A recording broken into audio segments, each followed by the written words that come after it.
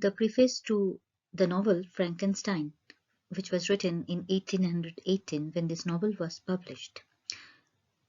The preface to the 1818 edition was written by P.B. Shelley, who was Mary Shelley's husband, and he wrote this preface or the introduction to this work as if he himself was the author of the novel, and at the same time he indicated that if developments take place in science, it means that the creation of artificial life may become possible. In fact, it is this very fact, or you can say it is this very characteristic that distinguishes Frankenstein from being just a tale of, ghosts or specters or just a tale of magic. In fact, this novel examines human reactions to anything which is new, anything which is alien or strange, and the novelist has done it very successfully. She simply depicts how human beings react to things which do not conform to the expected social standards, so anything which appears to be strange or new. And she has remained, very truthful to human nature. Like all great writers, she has not tried to depict, or to portray human nature in a different light, making them very, very appreciating of anything which is alien, anything which is strange. So what P.B. Shelley, Mary Shelley's husband, suggests that the main intention, because you should know that the purpose of a preface is to introduce a work of art, to introduce the book, as well as state its subject and the intention.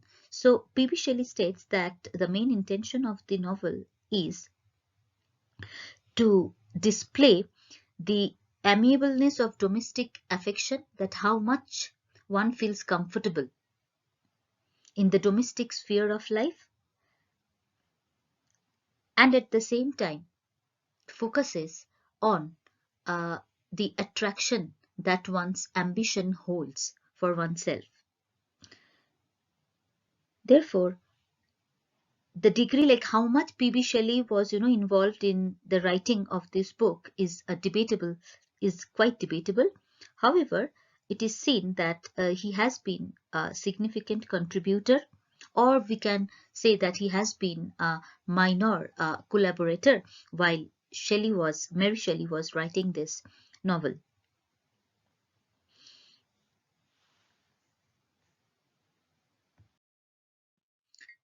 In the introduction, which was published in 1831, there Mary Shelley provides an account of the origin and composition of the novel, like what led to the creation of this novel, and she describes the general influences upon her writing, as well as certain specific events that led to the creation of this novel. Mainly, it was the competition to write a ghost story which took place among P.B. Shelley, Mary Shelley, Lord Byron. These three people were involved in a ghost story writing competition, and that led to the creation of this novel. Now, in here, I would also like to mention that Shelley, being the wife of such a great poet like P.B. Shelley, always wanted to prove herself as the best companion for P.B. Shelley, and that also, motivated her to write this novel, because she wanted P.B. Shelley to believe that he could never have chosen more competent a wife than her.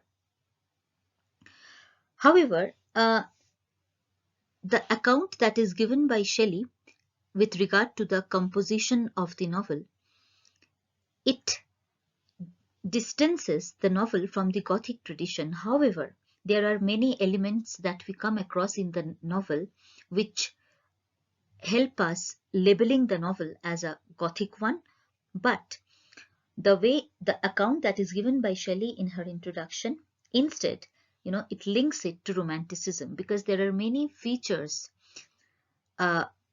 associated with romanticism that we find in this novel. In particular, the romantic interest that is shown by the romantic writers in imagination and creativity.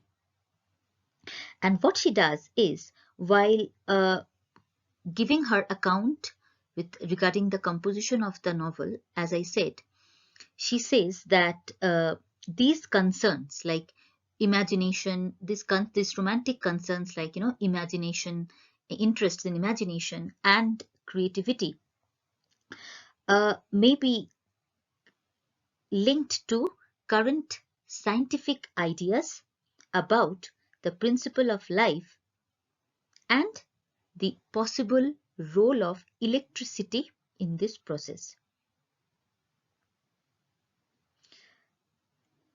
In the introduction, Shelley also provides another possible context for interpreting the novel, where she means to say that whatever is created by the protagonist Victor Frankenstein, she describes it as transgressing the the laws of God and nature. And immediately it comes to the, after reading the introduction to this novel, it immediately makes the readers feel that then does the novel suggest that Victor's main crime, or the protagonist, was trying to usurp the role of God as creator.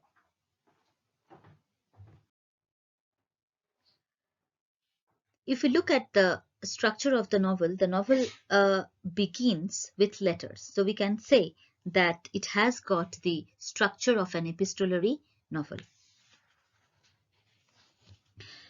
And the first letter, the first letter is written by Robert Walton to his sister Margaret, Margaret Saville, who lives in England. It is through the first letter written by Robert Walton where he describes his early life, and he also informs his sister that he has safely arrived in St. Petersburg. And at the same time, he expresses his fear at the very beginning of his expedition to the North Pole, because, and this is that Robert Walton is on an expedition to the North Pole, immediately reveals his ambitious nature in the very beginning. Apart from this, since Shelley begins the novel with Walton's narrative, where he is shown as writing, where he is seen writing letters to his sister, informing her about his whereabouts, about his present condition.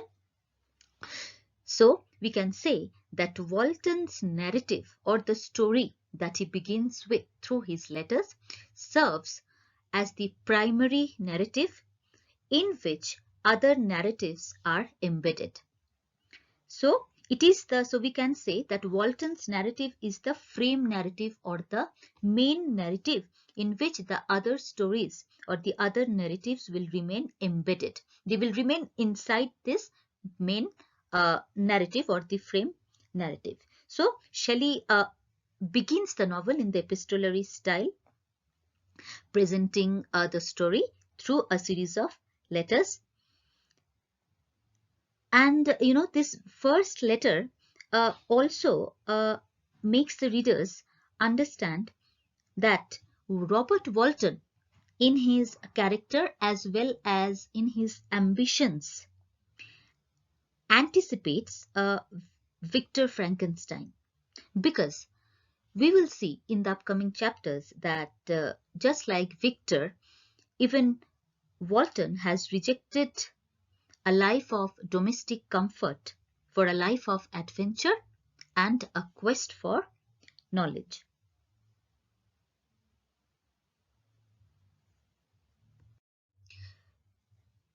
As far as the second letter is concerned, here now we find that Robert Walton has arrived in Archangel, and he has hired a ship. And since he has hired a ship, he has begun to collect his crew. And therefore, in this letter, he writes of his progress to Archangel and describes the crew of the ship. At the same time, we find him applauding or appreciating the courage of his lieutenant, who, just like Walton himself, is madly. You will come across this phrase in the book. He's madly desirous of glory, and he also appreciates the ship's master for his humility. So after this, we find that when Walton appreciates the lieutenant as well as the master of the ship, at the same time, we can see that there is a deep need for a sympathetic friend is seen in Walton. He always looks for someone, who would sympathize with him and in whom he would be able to confide. So here again we find another similarity or another resemblance between Walton and Victor, because even later on we shall find our protagonist when he would be in a deep need for a sympathetic friend. So this very idea of isolation or alienation is introduced in this second letter. Because though Walton has rejected the domestic life of comfort for the sake of his ambition, for the sake of his quest for knowledge, yet somewhere he looks for a sympathetic friend, which immediately underlines that there is some kind of loneliness in him. And herein, Shelley introduces the idea of alienation. So, Walton's resemblance with the protagonist of the novel, that is Victor Frankenstein, is hinted at from the very outset, because we shall find that this complete concept of alienation is going to play a very important role throughout the novel. Like as far as Victor Frankenstein is concerned, it is his ambitions, just like those of Walton, that isolated him from his family and friends. He left his family, his friends behind for the sake of his, for the sake of his ambition, for the sake of his quest to know the secret of life.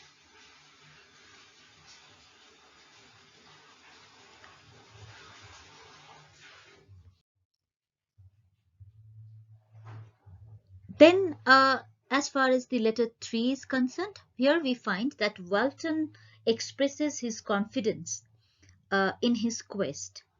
Okay, he seems to be very, very confident, and not much is reported by him in this letter to his sister, excepting the bad weather conditions and that he's away from his home. He has nothing much to report in this letter. And we also find that he is extremely confident about his ambition to reach the North Pole, and is determined. He is not only confident, but he is determined at the same time. For letter 4, the final letter, or this fourth letter, is very, very important because it is written in 3 parts over a period of 2 weeks. Here, before I talk about the significance of this fourth letter, I would like to inform you that while he was writing this letter, Walton has already caught a glimpse of the monster. He has seen this figure, okay, along with the crew members of the ship. So the first part of the letter deals with how the crew of the ship, they grew very restless because the ship gets trapped in the ice and they are unable to move. And then, they are surprised to see a large being, I mean a human figure, pulled by dogs in a sledge. And soon after, what happens? The ice breaks and it frees the ship. And who was this huge being, this large being carried or pulled by these dogs? This huge being was none but Victor Frankenstein. As he is noticed by the crew members, he is immediately taken on board. And Walton finds the next morning that the men, they were talking to another man. And who is this another man? Victor Frankenstein. Victor Frankenstein appears as a stranger here to everyone. And he learns from the crew members that the ship is bound for the North Pole. And it is now that Walton learns from the stranger, from Victor Frankenstein, that he has been following the first figure that they sighted at first. I told you that Walton caught a glimpse of the monster, of another figure. So he has been also following the same figure whom they saw at first. And now that first figure who was seen by Walton is referred to as the demon by the stranger Victor Frankenstein. So for the first time we come across the word demon, which is used in order to describe the monster. And who does it? Victor Frankenstein himself. He refers to the figure as the demon.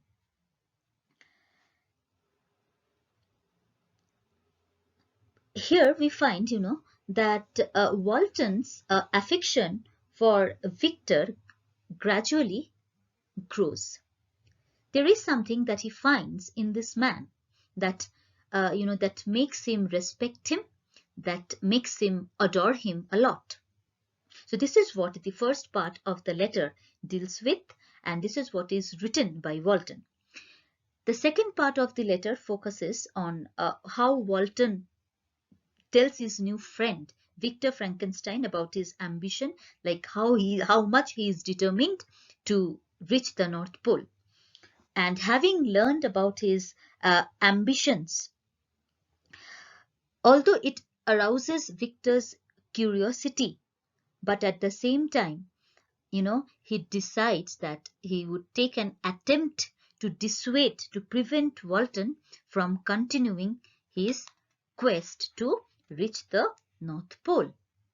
And then this question immediately emerges in the mind of the readers, that why does Victor attempt, or why does he feel like dissuading Walton from continuing his quest, though his ambition aroused Victor's curiosity? Because he finds that this man, just like him, is also driven by ambition. And with this, the epistolary, the 4 letters come to an end. So before we come to an end describing these 4 letters, we also find that this last part of the third, or this last part of the letter portrays Victor, preparing himself to narrate his own tale of ambition, what he had done in the past. Why? Because Victor now feels that he must do something. He must narrate his own tale of quest, his own tale of ambition to this man in order to prevent him from continuing his quest. And Walton, as I said, that from the very beginning he begins to admire this man. He resolves that whatever is being narrated, whatever this man, this stranger is going to narrate, he would record everything. He would record the entire account which would be given by the stranger, and then he would send that manuscript to his sister. So the significance of the 4th letter lies in the admiration and affection that Victor is about to inspire in Walton. It emphasizes, because as far as Walton is concerned, looks upon Victor as someone who is very benevolent, very kind, who is very noble, and he considers him, quote unquote, a divine wanderer. So the significance of the fourth letter lies here, that Victor is able to inspire in Walton much admiration, adoration, respect, and affection for him. Apart from this, we find that part of the attraction, that seems to lie here. The part of attraction, a part of this attraction that we find here lies in the power of his speech, the way he speaks, the way Victor speaks. And it is his power of eloquence, the way he uses his language, the way he speaks. It also becomes one of the reasons of Walton's attraction towards him. And as readers, our curiosity, suddenly it gets aroused by by Victor's violent outburst in a very melodramatic nature, and the way he refers to the demon. So we can see that the first four letters have introduced Robert Walton, his frame narrative. We are also introduced to the protagonist of the novel, Victor Frankenstein, and the resemblance between these two characters is also emphasized. And now we find, and yes, another thing that that is emphasized is Victor's eloquence, that is the power that he has over his speech, how eloquent he is. And then we also come to know about how Victor is going to prepare himself to narrate his own tale of ambition in order to prevent Robert Walton from going on his quest.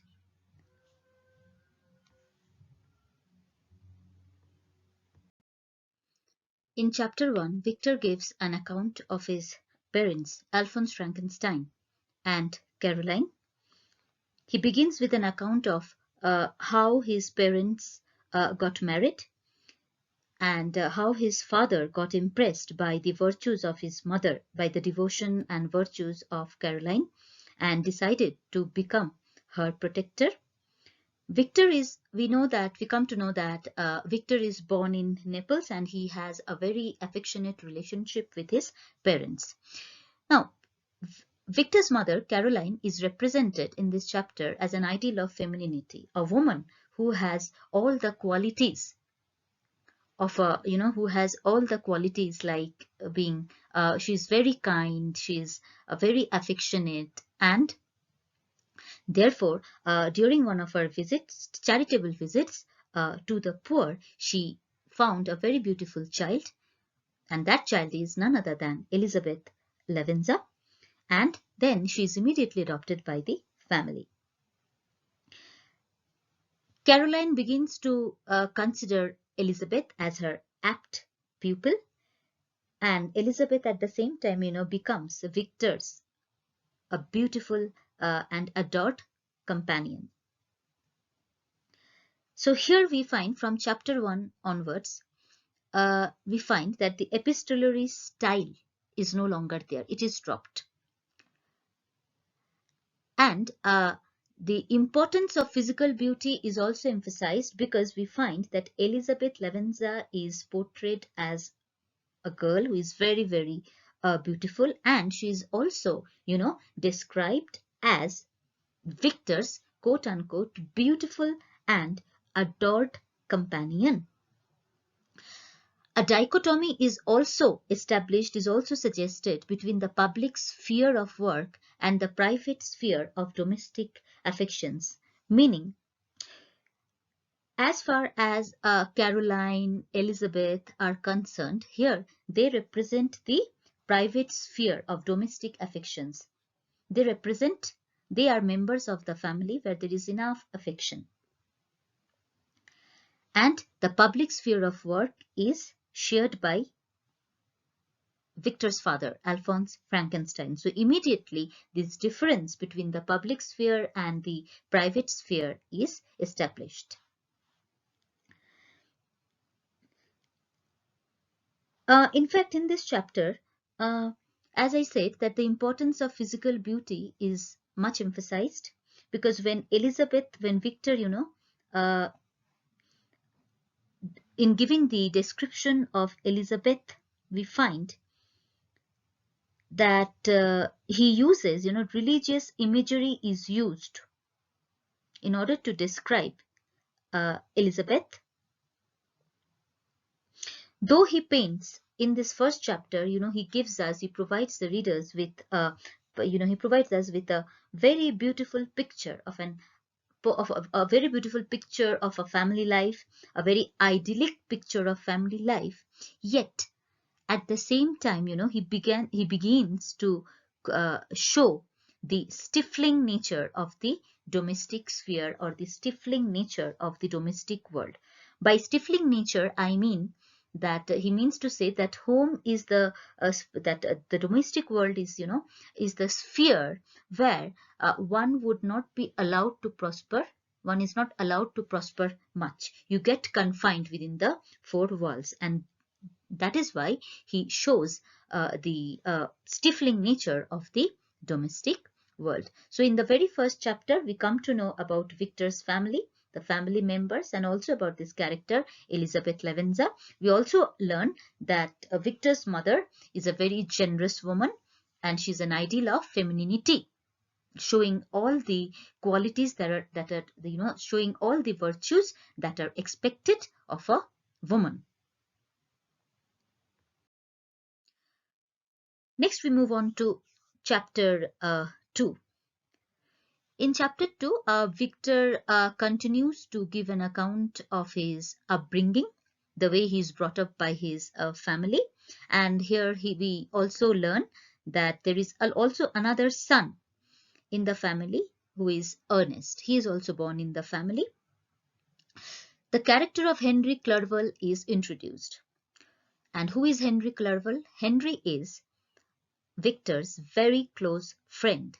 And then Victor begins to recall the moment, he recalls, the moment when he discovered a volume, that is a book of Cornelius Agrippa, who was a German alchemist, and he was associated with the occult. Here in this connection, I would like to discuss who Cornelius Agrippa is. Now, Cornelius Agrippa was a German alchemist, and he is mainly, remembered for his disobedient apprentice. What kind of disobedient apprentice? Because he is the one, who accidentally conjured up the devil. That's why I said that he is a German alchemist who is also associated with the occult. And since Cornelius Agrippa is remembered, for his, as I said, his apprentice, and he's the one who accidentally conjured up the devil. Conjuring up the devil means, by means of magic or by means of supernatural power, he made the devil appear before him. And that's why it is said that he's associated with the occult, because occult means having, magical power, supernatural power.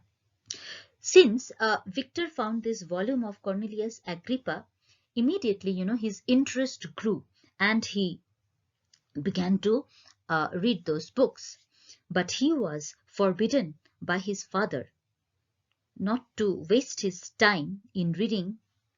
You'll come across the phrase sad trash, because according to Victor's father, this volume of Cornelius Agrippa is nothing but trash. So he was forbidden by his father not to read those books and not to waste his time. But Victor simply did not listen to his father's advice due to his interest because his interest in the occult grew. And he disobeys his father, and his enthusiasm, his interest to know, to find the elixir of life, okay, to find the, the secret of life made him read those books more and more. And then what happened? Here, uh, once there was a thunderstorm, and he witnessed the power of nature. And then he learns about a new theory concerning electricity.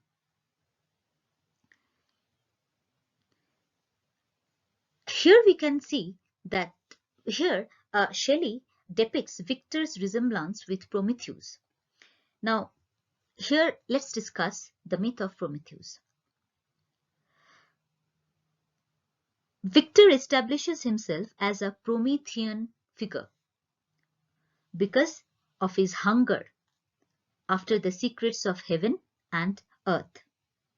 And for him, electricity appears to be the scientific equivalent, or the scientific equal to the fire that was stolen from the sun in the original myth of Prometheus. And therefore, here we find that electricity is established as the potential animating force to be used by this modern Prometheus. So now, can you understand that why Shelley has subtitled his novel as Modern Prometheus? As Modern Prometheus. Because if we look at the myth of Prometheus, we find that Prometheus stole fire from the hearth or the fireplace of Zeus, and he gave it to mankind. Okay, and for that he was punished by God. And here, for Prometheus, for the mythical figure Prometheus, fire was the animating force which was able to give life to mankind. But for Victor Frankenstein, electricity appears to be the potential animating force which has the power to give life. And that is why, since he is using electricity instead of fire, since he's going to use electricity instead of fire to give life to something, he is considered the modern Prometheus. And here at the same time, in chapter 2, we find that while Clerval and Victor, they are involved, they are busy in pursuing their studies, Elizabeth, she's busy, she's found reading poetry, and she thinks about the beauty of the world. So again, the division between male and female roles is emphasized, along with the conflict between happy domestic life and intense personal ambition. Because now we have already seen that Victor seems to be very much interested in discovering the secret of life, which we will see would gradually isolate him, separate him from his family. While if you look at the female figures like Elizabeth, we find they're quite happy with their domestic life. They're not at all interested in the public sphere.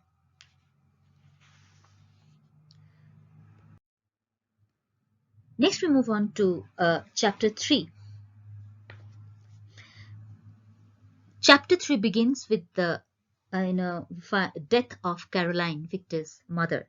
She suffers from scarlet fever because while she was nursing the afflicted, the sick Elizabeth, she dies. And before she dies, she has her deathbed wish. And what is that wish? She wanted Victor and Elizabeth to get married. However, now Victor leaves, and before he leaves to study in the University of Ingolstadt in Bavaria, he comes to know about his mother's deathbed wish. So Victor eventually he leaves for Ingolstadt, and At the same time, he regrets that now he must leave his family and friends behind, because now he's eager for his new knowledge.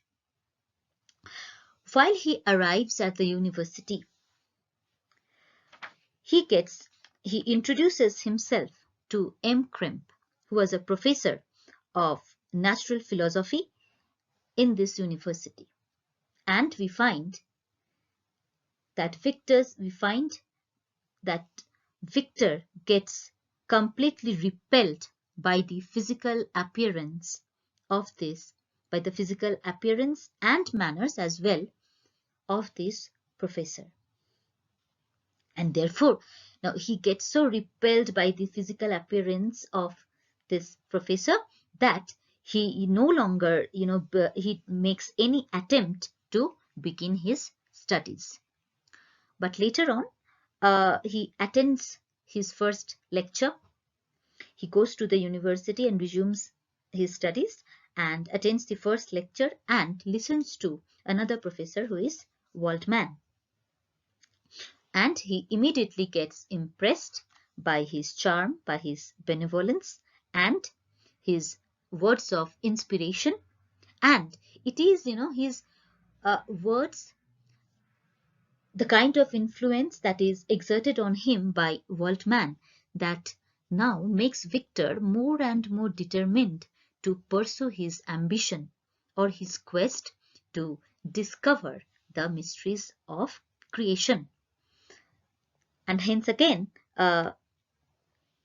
we find that the importance of physical beauty is stressed, because the way Victor reacted to the physical appearance of M. Kremp, it shows that Victor cannot stand anything which is not beautiful, which appears to be strange to him. Okay, and here again, this physical beauty is emphasized. Next, we move on to chapter 4. And here we come to know how Victor discovers the secret of life, how he studies, how he completely engrosses himself in studying subjects like anatomy and physiology, which are subjects related to the structure of human beings. So we see that Victor completely, devotes himself to his studies, and the way he progresses, it is very rapid. In fact, for 2 years, he does not pay any visit to his family. And just at that moment when he was thinking of returning, he discovers the secret of life. So we can see that it is Victor's blind ambition that alienates him from his family, because it does not let him visit his family for 2 years. He gets so involved in his work. Now, he begins to, study or examine not only the structure, but also structure of the body, but he also begins to study the decay of the body, meaning how a body gets perished, how a body gets decayed. Okay, and that's why what he does, he begins to observe the corruption of death during days and nights. He goes to charnel houses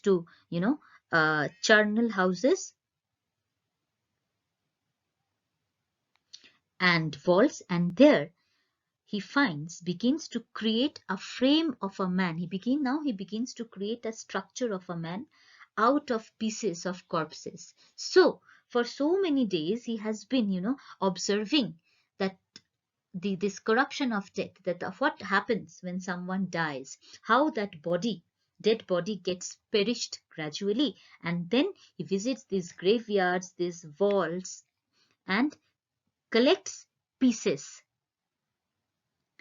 of dead bodies.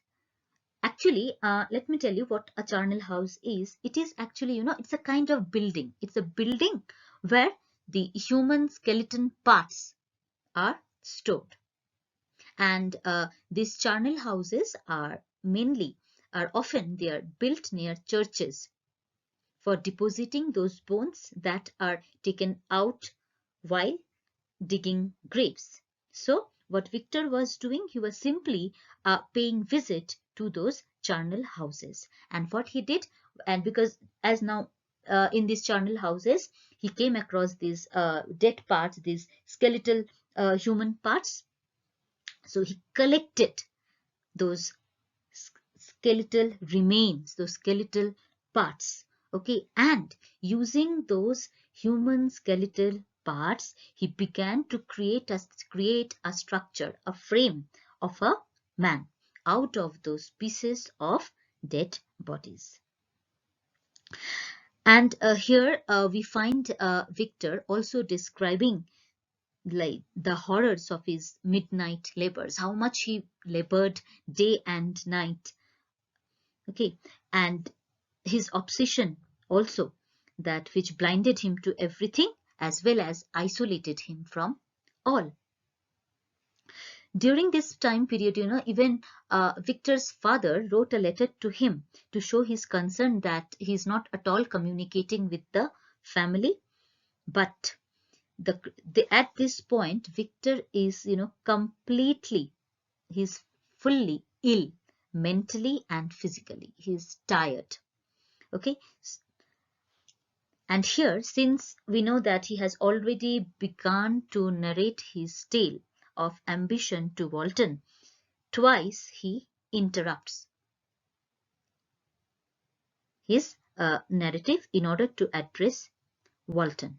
Okay, though he continues to narrate his tale, but here he would he interrupts twice to say something to Walton. And what does he say? Here he makes a confession before Walton pertaining to his quest for knowledge.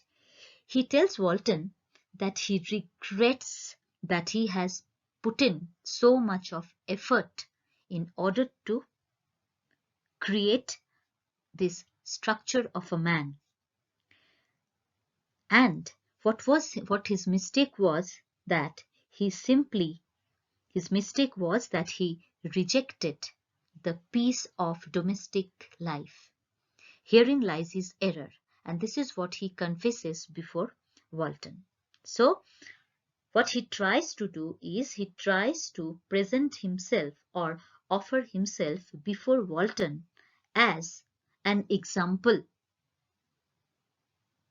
showing the dangers of knowledge, because he would tell Walton that it is his quest for knowledge that has finally landed him here. So he's going to make Walton understand the dangers of knowledge, thereby representing himself as a moral example. So we find that while Victor engages in creating the structure of a man out of the pieces of dead bodies, what he's trying to do is he's simply attempting to take or usurp the roles of both God and women in order to create a new species who would bless him as their creator. Why?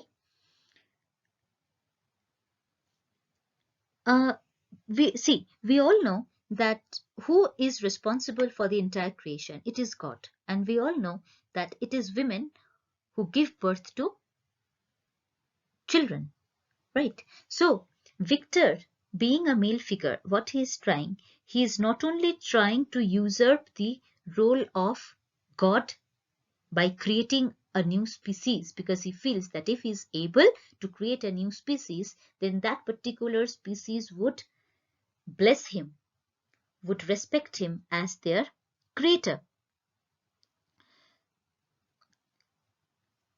And Victor's while he tries to, usurp the roles of both God and women, another thing which is highlighted by Shelley is Victor seems to have a repugnance for normal sexuality, meaning that he's not able to accept normal sexuality because the imagery here where he's using the the pieces of dead bodies in order to frame the structure of a man, it suggests this process of labor and birth,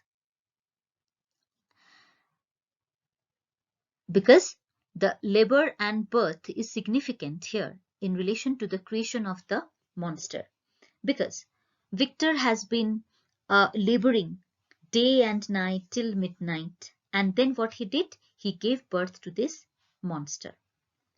Okay, so this imagery suggests the process of labor and birth, and this workshop, quote unquote, the workshop of filthy creation, because what Victor finally creates is a monster, which is a filthy creation, and this workshop of filthy creation may be read or may be considered the womb, and at the same time it suggests Victor's repugnance for normal sexuality. It seems that he is unable to accept normal sexuality. So, though Victor's ambition appears to be very, very heroic because he took, much pain, he put in so much of labor to create life, but at the same time, it suggests the sordidness of his work, that how much dirty, dishonorable or filthy his work is, because he has created life out of the pieces of dead bodies. And while he, confesses his mistake before Walton, we must understand that this Victor's regret, it results not from his search for the secret of life. He does not regret the fact that he has been running after knowing the secret of life, but it is the result, it is the outcome of his experiment that leads to his repulsion. And it is, as readers, we feel it, that it is not the efforts. He is not repenting, he is not at all regretful for the efforts that he had put in or the search, but he regrets only the result, because what he has created is not anything which is beautiful, but something which is very, very ugly, a monster. And again, another question that comes to our mind is that whether Victor has really been, right or wrong to pursue his quest. But this question, though it emerges in our mind, it never really gets resolved.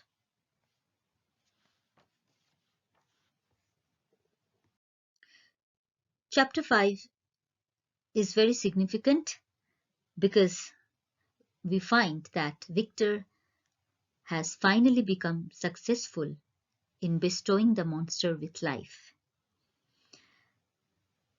Victor succeeds in infusing the frame that he has constructed with life. And then, when the monster comes to life, the monster's dull yellow eye opens and it begins to breathe. Now, we expect as readers that Victor will be overjoyed. He will be exalted, having seen the result but he is filled with horror and disgust. Why? Because the monster is ugly. In fact, the child he has produced is unnatural. And immediately he's so filled with disgust, he's so horrified that he immediately rushes away to his bedroom, and there he falls asleep. And when he falls asleep, he has a dream where he gets tormented by a terrifying dream where he finds that Elizabeth, as he tries to kiss her, turns into the corpse of his dead mother. So there is a symbolic significance of this horrific dream that Victor sees, and we shall discuss it later.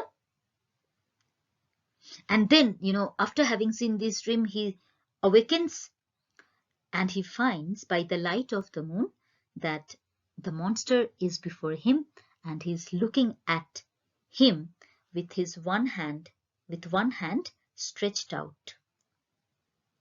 But again, having seen that, Victor flies away. So when Victor flies away after having seen the result of his experiment, it shows Victor's rejection and abandonment of his own creation. He rejects his own creation, simply abandons it, and which shows his irresponsibility as a creator. And why does he reject his creation? What is the reason behind his rejection of his creation? That, as I said, the child he has produced is ugly, and we already know that Victor cannot stand anything which is alien, which is strange, which is ugly. And the next day, he forgets his his horrifying experience of the previous night, because Henry Clerval arrives, because now he has come to study in Ingolstadt as well. But Victor is very ill, and this is realized by Henry, and he begins to question him. And this leads to Victor's complete mental and physical breakdown. For several months, he is taken care of by Clerval through his fever, and it was springtime when Victor gradually begins to recover from his sickness, and he also receives a letter from Elizabeth.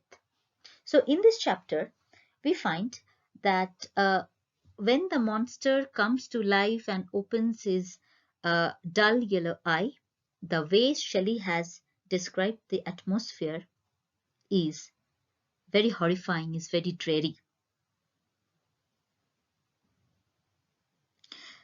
And the description of the monster may also suggest the appearance of a newborn child. But even if we consider the creation of the monster, if we consider that the monster is the newborn child, but then it also emphasizes on the unnatural because of the way it is created. We know that the birth of the monster has not been a natural one, because a natural birth will never take place out of pieces of dead bodies. But the monster has been created by Victor using the pieces of dead bodies, which shows that the birth of the monster has been an unnatural one. And this very picture, when the monster, though ugly, he simply stretches out his hand towards his creator. There is some pathos in it. Why? Because it seems as if the monster is trying to connect, is trying to interact with his creator. But unfortunately, he is rejected. He is abandoned by his creator, leaving him horrified. Even the monster is horrified to see that his creator has rejected him, that his creator has abandoned him. So there is a sense of pathos in the way the monster stretches out his hand because he wants his creator to accept him. It seems as if the monster is looking for is looking for affection from his creator, but this does not happen. He is immediately rejected and abandoned by his own creator.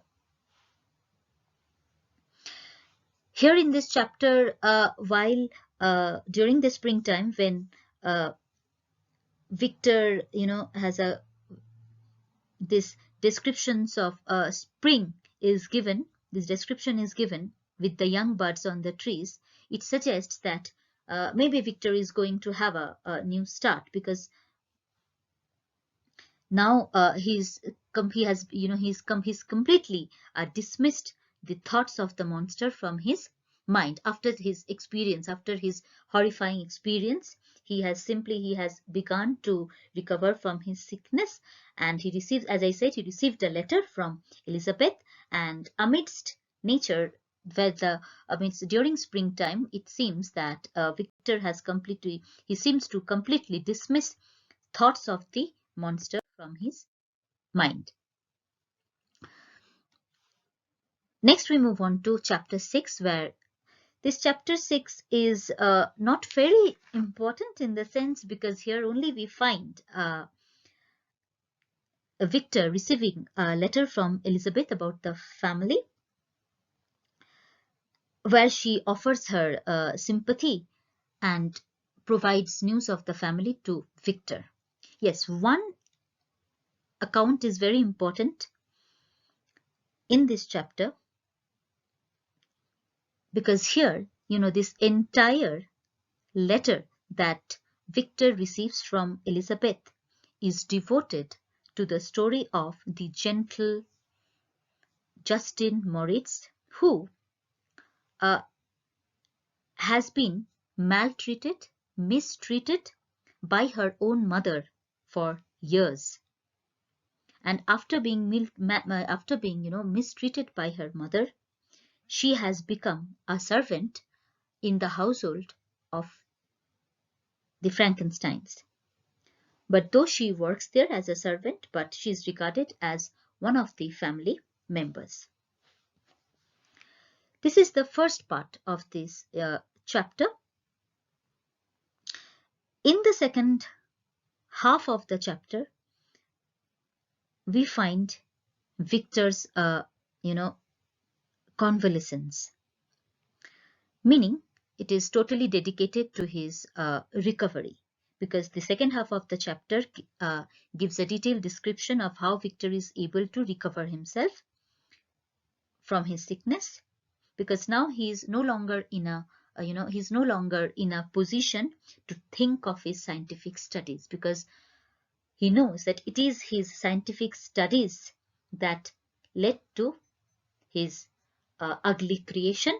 It is his scientific studies that made him have that horrifying experience. So now he's no longer in a position to think of his scientific studies. So the second half completely details Victor's recovery, his recuperation. And now these two friends, Victor and Clerval, they begin a tour of the region in the month of May. And Victor, also feels happy. He also feels refreshed. He gets revived by the company and the charms of nature. Elizabeth's description of the treatment of servants provides Shelley, with the opportunity for commenting upon social injustice. And that's why I said that this chapter serves as a commentary on social injustice.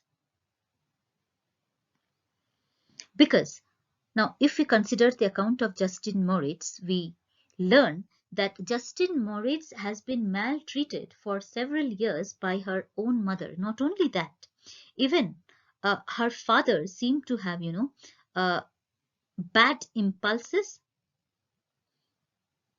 or bad feelings for her, and which which is a clear evidence of abuse in her own family. And therefore, with this account, Shelley provides a new perspective on family life and the domestic affections. There is no need to think that in every domestic life, people are very happy. This kind of incident also takes place just as it happened with Justin Moritz. She was maltreated by her mother, and even her father had incestuous impulses, incestuous feelings for her. And it is here that Shelley simply criticizes domestic life, and she throws a completely new perspective. She offers a completely new perspective on family life as well as the domestic affections. A false sense of security for Victor, for he loses himself amidst the beauty of nature, being forgetful about the monster. Now we know as readers that the monster is still there, but Victor is so shocked, Victor is so horrified because of his experience that now he feels himself, he considers himself to be fully, safe and secured while enjoying the beauty of nature. Okay, and that's why, this chapter, when it concludes with more images of spring, and an emphasis is given on the beauties of nature,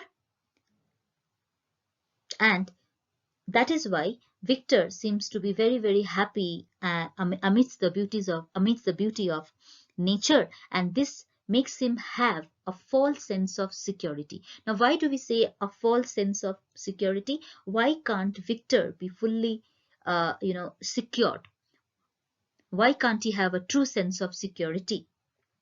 It is because we know that now when Victor has become completely forgetful about the monster, he enjoys the beauties of nature, but it increases the tension for the reader more and more. Because unlike Victor, readers have not forgotten the monster. We know that the monster is still there. So that's why even though Victor is able to recover from his sickness, he finds much pleasure amidst nature in the company of his friend. Yet we know as readers that the monster is still there. So and we also understand at the same time that the sense of security that Victor has for the time being is a false one.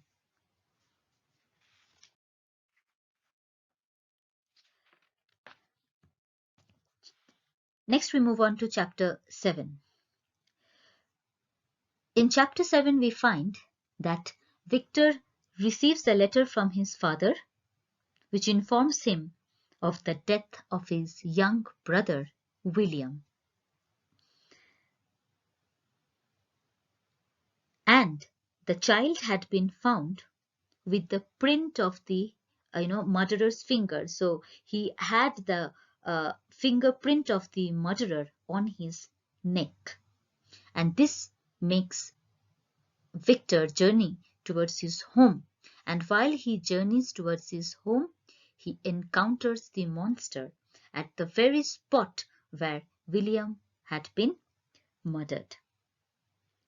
It's a stormy night, and he catches the glimpse of the monster in a flash of lightning, and this immediately convinces Victor that it is his own creation who has murdered his own brother William.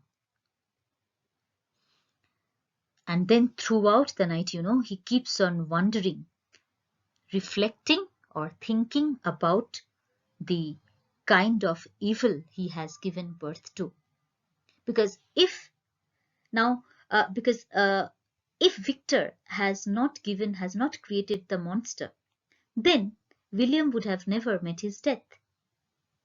But now he realizes that it is his own creation that is responsible for the death of his own brother, and this makes him suffer from extreme guilt. And so he keeps on wondering, throughout the night, reflecting or thinking about the kind of evil that he has given birth to. And in the morning, when he returns to his family, to his utter surprise, he discovers that the servant, Justin Moritz, is accused of the crime,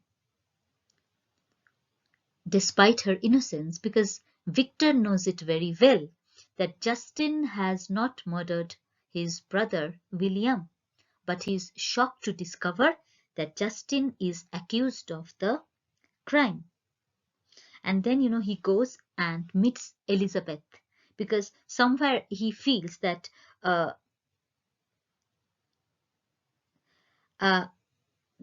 if he goes to Elizabeth, he would get some kind of, he would receive some comfort. And Elizabeth also hopes that since Victor has arrived, he would be able to prove Justin's innocence. Now, here, the idea of the double is introduced. This is significant. What do we mean by the idea or the concept of the double? When Victor visits the place where William was murdered, he appears there, like a guilt-ridden murderer, because since he is responsible for the creation of the monster, so naturally he considers himself responsible for the murder. So he revisits the place of his crime like a guilt-ridden murderer. And, here he describes the way he gives a description of the monster, saying, "My own vampire, my own spirit let loose from the grave." It means he tries to relate himself with the monster. Because when he says this line, "my own vampire," like who has created this vampire? I have created, and it seems that it is me, that my own spirit has been let loose. It seems that my own spirit has come out of the grave. So this guilt feeling of Victor, along with this description of the monster, introduces the idea of the double.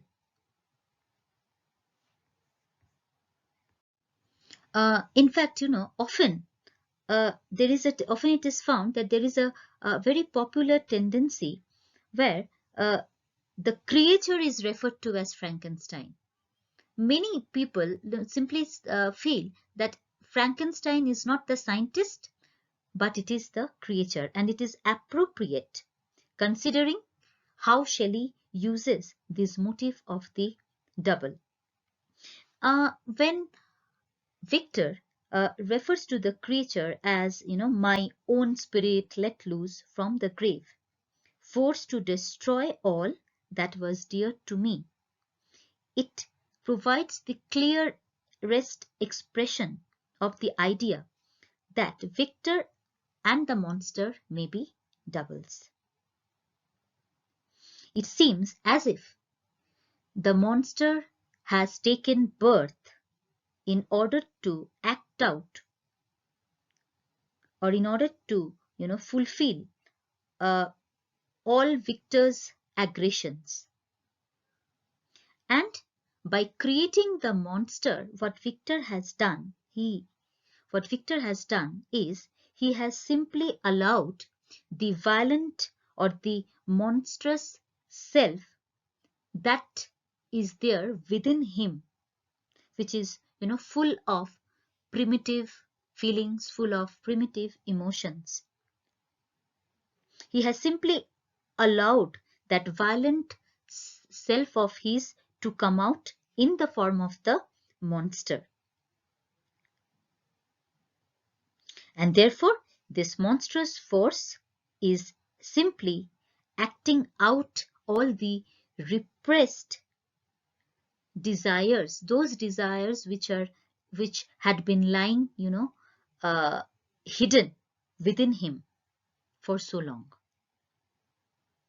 And that's why the monster may be seen as an externalization of a repressed part of Victor's psyche. There is something that lies in Victor's psychology, that lies in Victor's mind. And when he creates the monster, it means he has simply allowed that monstrous part of his self, that violent part that has been lying within him so long, he has allowed it to come out, and that in the form of the monster, who is simply carrying out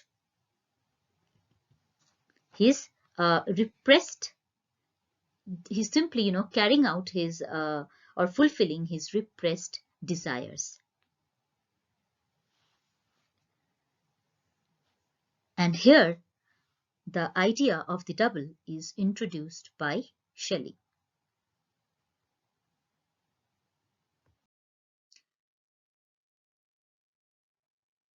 Chapter 8 is again significant because it depicts the trial and execution of Justin Moritz, because we know that Justin Moritz is not responsible for William's death, but in spite of being innocent, she's the one who gets punished, she's the one who gets executed. And therefore, Shelley uses this instance of Justin Moritz to criticize social institutions, exposing the corruption of the legal system. Here we find, in this chapter, we find Victor reporting on the trial of Justin. All the evidence, against her appears to be very strong. Elizabeth also appears in the court, but she tries to speak to defend, Justin. But she fails to move the court in favor of Justin. And now Justin, simply she appears to be, all the more ungrateful to her kind employers because they are not able to save her life. And when Victor finds that Justin, since all the evidence against her is so strong and she will be found guilty, he immediately rushes out of the court. And in the morning, Justin is condemned, and Victor is informed that Justin has confessed her crime. And Victor is really surprised as well as shocked to learn that Justin has confessed her crime.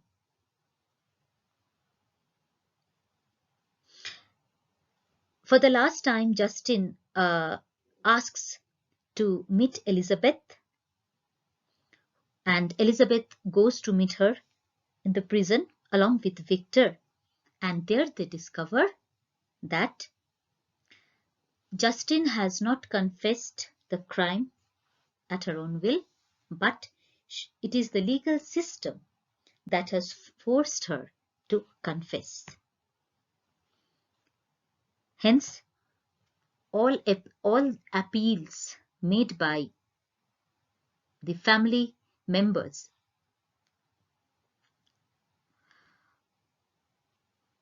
go in vain, and Justin meets her death. She dies.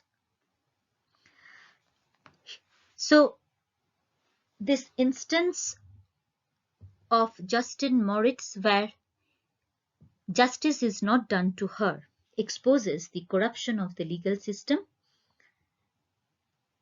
and Elizabeth's failure to move the court in favor of Justin also shows her incapacity, her impotence, her inability as a woman to deal with the outer world when she is forced to do it. Now, why? Why does Elizabeth fail to move the court or to convince the court that Justin is totally innocent? Because we know that Elizabeth has remained confined within the four walls of the domestic life. She does not have the idea about how the outside world works. And therefore, when she is made to face the outer world, she fails to live up to the expectations of Justin Morris. And this highlights her inability as a woman to deal with the outer world. Now here in this chapter, Shelley probes into the fact that the true horror that we all suffer from, it lies within our own selves. It lies, in the mental agonies, the tortures and the torments that we inflict upon ourselves. Now, why does Shelley suggest this? Now, if you look at Victor's condition, he sees himself as the true murderer. And that's why, he says, I bore a hell within me.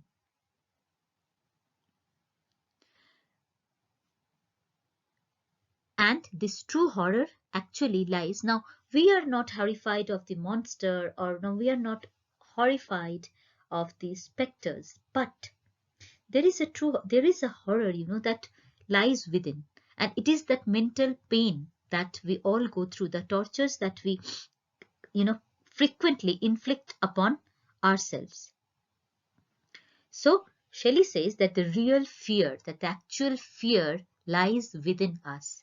Now at this moment, maybe Victor is not afraid of the monster, but what he is afraid of is getting exposed. That it is his own scientific studies that led to this horrible creation of the monster, who is responsible not only for the death of William, but also for the execution of Justin Morris. Because if he had not murdered William, then no question arises of Justin being executed. At the same time, we find Victor's egotism, and we find him very self-absorbed, because when he tries to describe his anxiety, when he tries to describe his suffering, he claims that the tortures of the accused, quote unquote, this is I'm quoting from the text, the tortures of the accused did not equal mine, by which he means to say that his tortures are far more than the accused. And here his self-absorption, his egotism is revealed. And And in one point, at one point, Victor again claims that, saying, "I cannot pretend to describe what I then felt." When he says this, "I cannot pretend to describe what I then felt," it immediately shows that he's short of words. Okay, it indicates that he finds language inadequate, insufficient to express his pain, to express his anguish, to describe his inner experience, what kind of pain, what kind of anxiety he was going through. And that's why he says that I cannot pretend to describe what I then feel, meaning I find my language insufficient, inadequate to describe my inner experience, to describe what I was going through. So this chapter 8 is significant because it serves as a criticism of social institutions, thereby highlighting the corruption of the legal system, and at the same time it emphasizes Elizabeth's importance as a woman, which makes her completely incompetent to deal with the outer world.